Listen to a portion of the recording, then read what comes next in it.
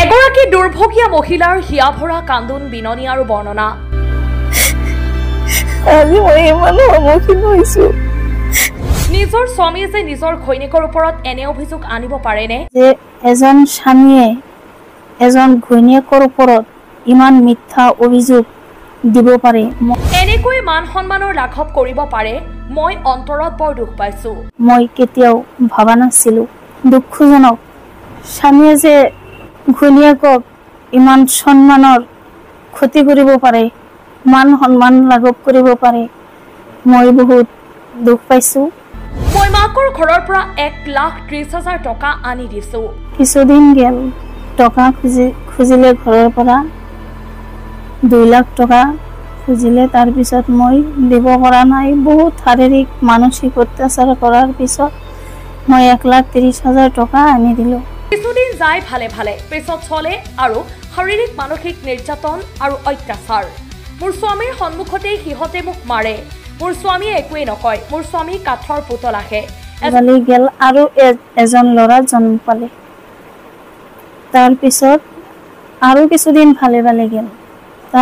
তাৰ পিছৰ পৰা আকৌ অন্যায় অত্যাচাৰ। ঘৰৰ গোটেই মানুহে, তাৰ ভাই ককাইহঁতে, মকবুল ভূঞা, কাজুৱাৰ ৰহমান, এইবোৰে মোক বেয়া ধৰণৰ গালি পাৰে। মোৰ গিৰিয়েকৰ সন্মুখত, মোৰ হাজবেণ্ডৰ সন্মুখতে পাৰে। মোক মাৰিও থৈ যায় কেতিয়াবা সময়ত, একোৱে ক'ব নোৱাৰে। মোৰ স্বামীজন স্বামীয়ে নহয়, কাঠৰ পুতলা হৈ থাকে। আৰু সেইবোৰে মোক কুপ্ৰস্তাৱ কৰি থাকে। আৰু সেই মানুহজনে আনকি এজন বিজেপিৰ নেতা আব্দুল মুত্তালিব, তাহাৰ লগত সোমাই থাকে সদায়। আব্দুল মুত্তালিবৰ কথা মতে সেই ঘৰৰ মানুহে চলি থাকে। ঘৰৰ মানুহবোৰে মোৰ লগত গৰু মহৰ দৰে ব্যৱহাৰ কৰি থাকে। মই মোৰ গিৰিয়েকৰ ওপৰত খুৰাকী দাবী কেছ কৰোঁ। কেছ কৰাৰ পিছতো চলে শাৰীৰিক অত্যাচাৰ। ৰহিমৰ লগত মোৰ স্বামীয়ে মোক যি মিথ্যা অপবাদ দিছে, সেইটো সম্পূৰ্ণৰূপে মনে সজা আৰু চক্ৰান্ত আব্দুল মতলেবৰ। ৰহিম এজন ভাল মনৰ মানুহ, মোৰ দাদাৰ নিচিনা। মতলেবে মোৰ পৰা ৰেভিনিউ চহী কৰি টকা ধাৰত নিছে। ৰহিমে তাৰে সাক্ষী। সেই টকা ঘূৰাই বিচৰাত মোৰ স্বামীৰ হতুৱাই ৰহিমৰ নামত অপবাদ দিছে আব্দুল মতলেবে। এনেদৰে সংবাদ মাধ্যমৰ আগত উচুপি বিৱৰি ক'লে এগৰাকী দুৰ্ভগীয়া মহিলা ৰূপাকুচি গাঁৱৰ অংগনবাড়ী কৰ্মী সাজেদা খাতুনে। 4 বছৰ ধৰি ঘৈণীয়েকৰ খবৰ নোলোৱাৰ, নিজৰ সন্তানৰ ভৰণ পোষণ নকৰা এইজন হুজুৰৰূপী স্বামী মেধিৰতাৰী গাঁৱৰ বছিৰুদ্দিন ভূঞা। এওঁৰ নামত ঘৈণীয়েকী সাজেদা খাতুনে আনিছে কেইবাটাও গুৰুতৰ অভিযোগ আৰু আঙুলি টোৱাইছে 2জন ব্যক্তিলৈ। জীৱনৰ সাঁচতীয়া ধন আব্দুল মতলেবে আত্মসাৎ কৰাৰ যি পৰিকল্পনা যুগুত কৰিছে, তাৰ বিৰুদ্ধে আইনৰ আশ্ৰয় ল'ব বুলি প্ৰকাশ কৰে মহিলাগৰাকীয়ে। এই ক্ষেত্ৰত চৰকাৰ আৰু জিলা প্ৰশাসনক সমস্ত ঘটনাৰ তদন্ত সাপেক্ষে ন্যায় দিবলৈ অনুৰোধ জনায় মহিলাগৰাকীয়ে। সংবাদ মাধ্যমৰ আগত কি ক'লে মহিলাগৰাকীয়ে আমি শুনাই ল'ব বিচাৰিছো। নমস্কাৰ সাংবাদিক ভাইসকল, আজি মই বিশেষ এটা কাৰণত আপোনালোকৰ মাজতে আহিছো। যোৱাকালি মই এটা বাতৰিত দেখা পাইছো যে এজন স্বামীয়ে এজন ঘৈণীয়েকৰ ওপৰত ইমান মিথ্যা অভিযোগ দিব পাৰে, মই কেতিয়াও ভাবা নাছিলো। দুখজনক স্বামীয়ে যে ঘৈণীয়েকক ইমান সন্মানৰ ক্ষতি কৰিব পাৰে, মান সন্মান লাঘৱ কৰিব পাৰে, মই বহুত দুখ পাইছো। আজি প্ৰায় 12 বছৰমান আগতে তাৰ লগত মোৰ বিয়া হৈছে। তাৰ লগত বিয়া হোৱাৰ আগতেও মোৰ 2002 চনত গাগলমাৰী গাঁৱত বিয়া হৈছিল। তাতে মোৰ এজনী ছোৱালী জন্ম পায়। ছোৱালীজনীৰ 1 বছৰ বয়স হোৱাতেই মোৰ হাজবেণ্ড মটৰ দুৰ্ঘটনাত মৃত্যু হয়। তাৰপিছত মই এক্সিডেণ্ট ক্লাইমত কিছু টকা পাওঁ। সেই টকা দি মই নিজে কলেজত পঢ়িছোঁ, লগতে ছোৱালীজনীকো লালন পালন কৰিছোঁ। তাৰপিছত মই 2010 চনত ৰূপাকুচি গাঁৱত অংগনবাড়ী কৰ্মী হিচাপে নিয়োগ পাওঁ। 2013 চনত মেধিৰতাৰী গাঁৱৰ বছিৰুদ্দিন ভূঞাৰ লগত মোৰ বিয়া হয়। বিয়াৰ সময়ত মোৰ ছোৱালীজনীৰ দায়িত্ব ভৰণ পোষণ আজীৱন কৰিব বুলি আৰু দেউতাকৰ মৰ্যাদা দিব কৈ মোক বিয়া পাতি কিছুদিন ভালে ভালে যায়। যোৱাৰ পিছত মোৰ এজন ল'ৰা সন্তান জন্ম হয়। তাৰ পিছৰে পৰাই মোৰ ওপৰত শাৰীৰিক অত্যাচাৰ চলি থাকে। ছোৱালীজনীক এতিয়া নাৰাখে ঘৰত, সেইটো মাকৰ ঘৰত থৈ আহিব দিয়ে, নহ'লে তাহাঁতৰ খুৰাকৰ ঘৰত দিব দিয়ে। মই তেতিয়া কি কৰোঁ, উপায় নাপাই মই ছোৱালীজনীক মাকৰ ঘৰতে থৈ আহিলোঁ। তথাপি মই সংসাৰটো ভাঙা নাই। যিহেতু মোৰ বিয়া হৈ গৈছে, মই নাৰী মানুহ এটা, মোৰো মান সন্মান আছে। তাৰপিছত কিছুদিন গেল, টকা খুজিলে ঘৰৰ পৰা 2 লাখ টকা খুজিলে। তাৰপিছত মই দিব পৰা নাই। বহুত শাৰীৰিক মানসিক অত্যাচাৰ কৰাৰ পিছত মই 1,30,000 টকা আনি দিলোঁ। কিছুদিন গেল ভালেই। তাৰপিছত আকৌ মাকৰ পৰা টকা আনি দিব লাগি ধাৰত। পাছত 2 মাহৰ কথা কৈ 4,50,000 টকা মোৰ মাকৰ পৰা আনে, মোৰ বাইদেউহঁতে দিয়ে। তাৰপিছত কিছুদিন ভালে ভালে গেল আৰু এজন ল'ৰা জন্ম পালে। তাৰপিছত আৰু কিছুদিন ভালে ভালে গেল। তাৰ পিছৰ পৰা আকৌ অন্যায় অত্যাচাৰ, ঘৰৰ গোটেই মানুহে, তাৰ ভাই ককাইহঁতে, মকবুল ভূঞা, তাজুৱাৰ ৰহমান, এইবোৰে মোক বেয়া ধৰণৰ গালি পাৰে। মোৰ গিৰিয়েকৰ সন্মুখত, মোৰ হাজবেণ্ডৰ সন্মুখতে পাৰে, মোক মাৰিও থৈ যায়। কেতিয়াবা সময়ত একোৱে ক'ব নোৱাৰে। মোৰ স্বামীজন স্বামীয়ে নহয়, কাঠৰ পুতলা হৈ থাকে। আৰু সেইবোৰে মোক কুপ্ৰস্তাৱ কৰি থাকে। আৰু সেই মানুহজনে আনকি আৰু এজন বিজেপিৰ নেতা আব্দুল মুত্তালিব, তাহাৰ লগত সোমাই থাকে সদায়। আব্দুল মুত্তালিবৰ কথা মতে সেই ঘৰৰ মানুহে চলি থাকে। আনকি মোৰ স্বামীও অন্যায় অত্যাচাৰ, বেয়া ধৰণৰ গালি পাৰে, গৰু ম'হৰ নিচিনা মোৰ লগত ব্যৱহাৰ কৰি থাকে সেই ঘৰৰ মানুহবোৰে। তাৰপিছত মই মোৰ খুৰা শহুৰ আতনাষ্টৰ তাৰ ওচৰত মই বিচাৰ দিওঁ। বিচাৰত তেওঁ ক'লে, এওঁলোকৰ লগত মই নোৱাৰিম, তুমি কেছত যোৱা। মই মনে মনে গুচি আহিলোঁ। ল'ৰা দুটাকো বহুত অত্যাচাৰ কৰে ঘৰৰ পৰা। তাৰপিছত মই ল'ৰা দুটাক লৈ গুচি আহিলোঁ।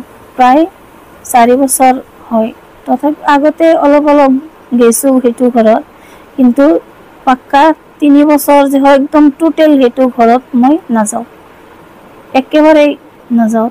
কিন্তু তেওঁ মোৰ খবৰো নলয়, 6 মাহ গ'লেও খবৰ নলয়, 1 মাহতেও এটা খবৰ নলয়, এটা কল পৰ্যন্ত নকৰে।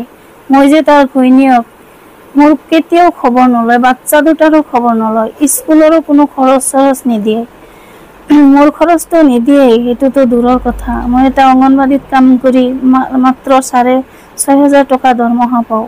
এই পইচাৰে মই এটা ছোৱালী কলেজত পঢ়াই আছোঁ, মোৰ অসুস্থ মাক আছে, আৰু মোৰ দুটা ল'ৰা প্ৰাইভেটত পঢ়াই আছোঁ। সেইটো মোক খৰচ নিদিয়াৰ কাৰণে মই কোৰ্টত এটা অভিযোগ কৰোঁ খৰচৰ কাৰণে। খুৰাকী কেছ বুলি কয়, সেইটো মই খুৰাকী দাবী কৰোঁ তাতে।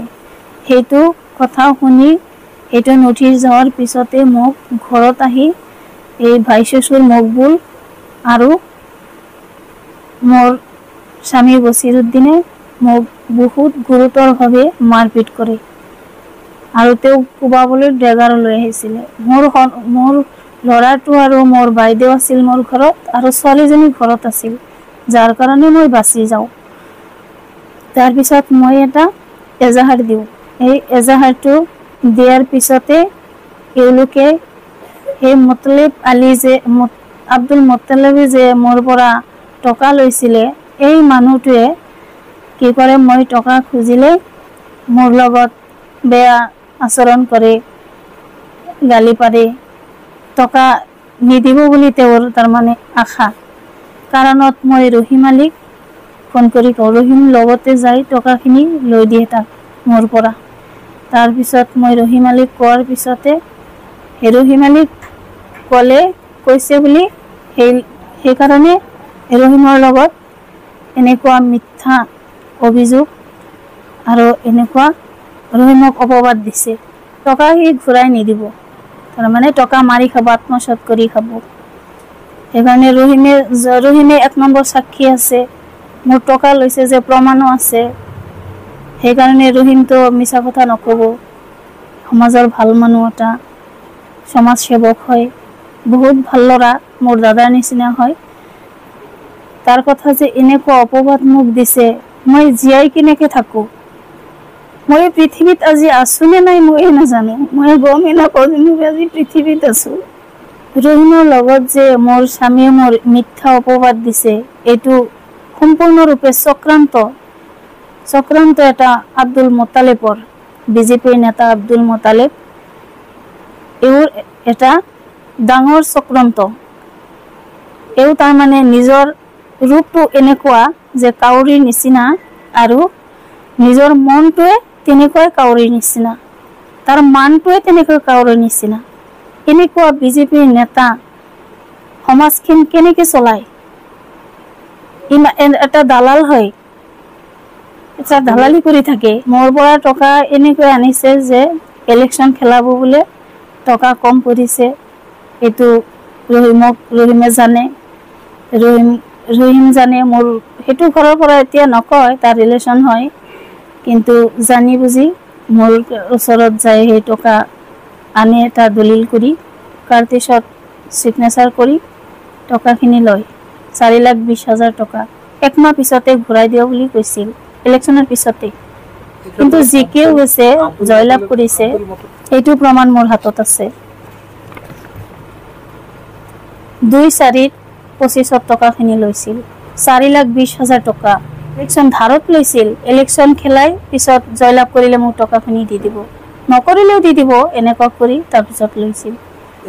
এতিয়া আব্দুল মোতালেবে মই টকাখিনি খুজিলে মোক বেয়া ধৰণৰ গালি পাৰে, বেয়া কুপ্ৰস্তাৱ কৰি থাকে, বেয়া মানুহ বুলি কৈ থাকে। তাৰমানে আৰু মোৰ গিৰিয়েকৰ লগত এতিয়া যোগ হৈছে, তাতে যাই তাকক বুজাই পেলাই এইটো কৰি আছে, মোৰ টকাখিনি আত্মসাৎ কৰাৰ কাৰণে। এইটো তাৰে চক্ৰান্ত, আব্দুল মোতালেবৰে চক্ৰান্ত। মোৰ যেতিয়া বিয়া হৈছে তেতিয়া মই দেখা পাইছোঁ সেইটো ঘৰত যায় যে মানুহজন কাণেৰে নুশুনে, আৰু সদায় চশমা পিন্ধি থাকে, কিন্তু মই এইটো গম পোৱা নাই। মই কৈছোঁ যে চশমা কিয় পিন্ধি থাকে, যে সোণাৰো কাম কৰোঁ, ধূলা বালু ময়লা যায়, সেইকাৰণে মই চকুত সদায় চশমা পিন্ধি থাকোঁ। কিন্তু চশমা নোহোৱাকৈ এটা আখৰো চিনি নাপায়। এনেকুৱা আগৰে পৰাই, বহুত আগৰে পৰাই এইটো চলি আহিছে। মই কেইবাবাৰো ডাক্তৰৰ ওচৰত ময়ো লৈ গৈছোঁ, মিছা। কোনো ঘৈণীয়েক আছে নেকি এনেকুৱা আৰু সমাজত যে এই 20টা-25টা মানুহ আছে ঘৰতে, সেইটো ঘৰত মই কেনেকৈ তাক মাৰপিট কৰিম? আৰু উল্টা সেইটো ঘৰৰ পৰা মোক মাৰপিট কৰি খেদি দিছে। আৰু 4 বছৰ হয় মই তাৰ ঘৰতে একদম নাথাকোৱে, অত্যাচাৰৰ কোবত মই নোৱাৰিলোঁ, থাকিব নোৱাৰিলোঁ সেইটো ঘৰত। ময়ো জানো যে মই এজন নাৰী হওঁ, যে মই স্বামীৰ ঘৰত থাকিব লাগে, কিন্তু মোৰ দুৰ্ভাগ্য, এনেই যে মোৰ দুৰ্ভাগ্য কপাল যে মোৰ আগৰ স্বামীও হেৰুৱালোঁ, পিছতে এনেকৈ হ'ল।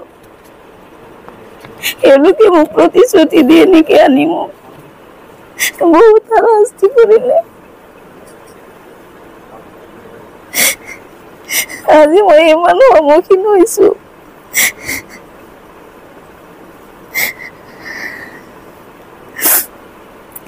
আজি মই মিডিয়াত আহিবলৈ মিডিয়াৰ সন্মুখীন হৈছোঁ। মোৰ ক'বলগীয়া আৰু কি আছে? মোক যে মিথ্যা অপবাদ দিছে, তাৰ কাৰণে মই কালিয়ে সেইটো কৰিম, আইনৰ আশ্ৰয় ল'ম। মোৰ মহিলা সমিতি আছে, আমি সমিতিৰ ওচৰত অভিযোগ দিছোঁ, তেওঁলোকে ব্যৱস্থা ল'ব।